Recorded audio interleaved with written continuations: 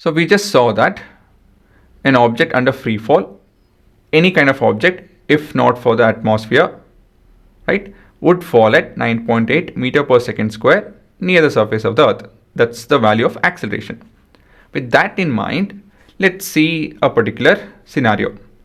We're trying to figure out the equations of motion of objects under the influence of gravitational force of that of the earth, or in general anything, any planet or moon or sun and so on and so forth. So there is an important note. In applying this equation, we will take acceleration, that is g, to be positive when it's in the direction of the motion, and g will be taking a negative value when it's opposite to the motion. Why and how? Well, how is what I'll be showing. Why is something that you will be answering in the next chapter, I guess. Yeah, we'll be able to answer better in the next chapter. Okay, you will be able to understand, but the best answer is available in the next chapter. Okay, so it's not too difficult to do it, but it will take some time to understand it in a proper manner. Okay, now there are two scenarios. One, an object falling towards the earth, and the second one is when we throw the object. Okay, so we'll understand these two scenario, and we'll understand when it's positive and when it's negative.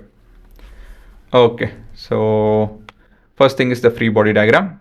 Let me do it here. An object let go, what happens? It will start falling towards the earth. This is the force of gravity.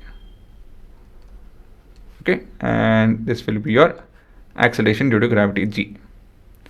And since the object is moving down, I'll take down as positive direction. So g will be positive, right? Agree?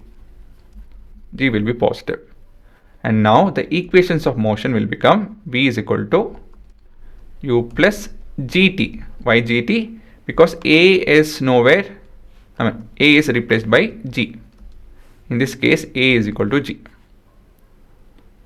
Then your v square will be equal to u square plus 2gs, and your s will be equal to ut plus half gt square.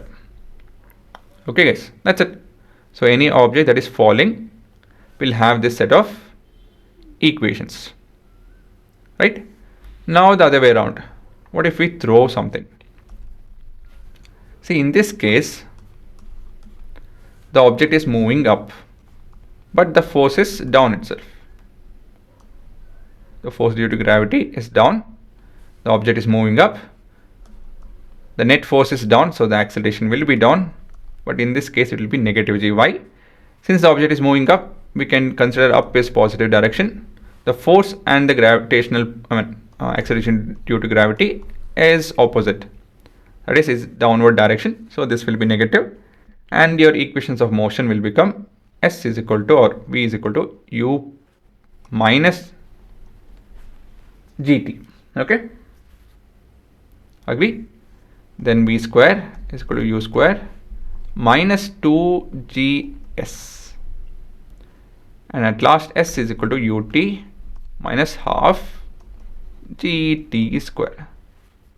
Okay, you guys got the difference?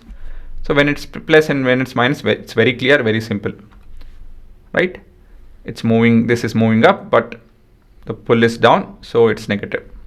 Okay guys, so making use of it, it's not a big deal, but why should we take negative, why not positive? That is something you guys can, you'll be able to understand if you think about it, but it's clearly explained in the next chapter. Okay guys, so yes, you guys need to copy all of it. We're going to do numericals based on this. Let me actually put it in a better manner. This is your equation.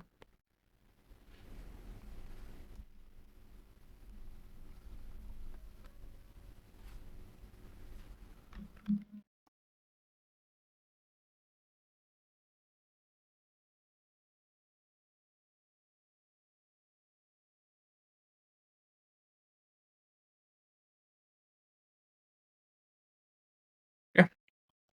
So these two are your equations. Let me just arrange them.